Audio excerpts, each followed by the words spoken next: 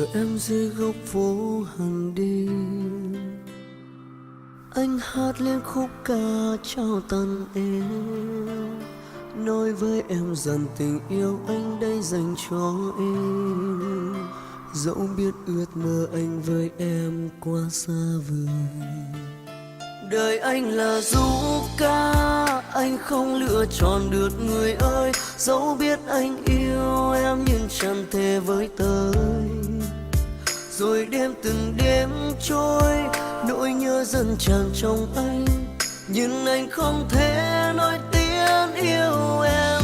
Từng ngày cứ thế anh vẫn lặng thầm nhìn em giữa dòng đời, rồi nhìn ngược về anh biết anh là ai.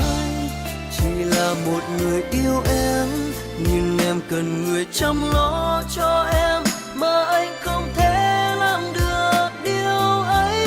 Anh đành chôn giấu tất cả yêu thương về em vào nỗi đau, và không nhắc tên em mỗi khi giấc mơ ùa về. Nhưng điều đó thật khó, nên anh phải đứng từ xa nhìn em, giữa dòng đời ta là mất nhau.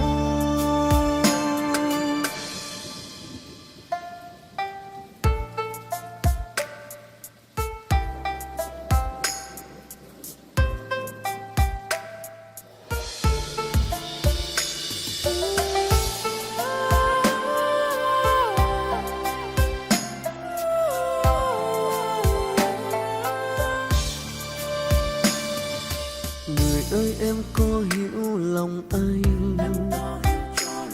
anh nhớ lắm những lúc em vội nhìn anh. Cứ thế từng ngày tình yêu anh không thể nói hết, em không thể nào biết đâu, cũng bởi vì đời anh là du ca, anh không lựa chọn được người ơi. Dẫu biết anh yêu em nhưng chẳng thể với tới.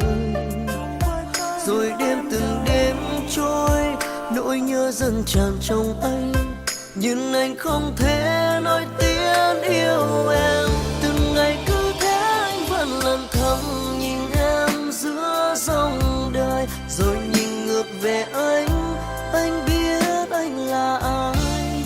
Chỉ là một người yêu em, nhưng em cần người chăm lo cho em, mà anh không thể làm được điều ấy. Anh đành chôn giấu tất cả yêu thương về em vào nỗi đau, và không nhắc tên em mỗi khi giấc mơ ùa về.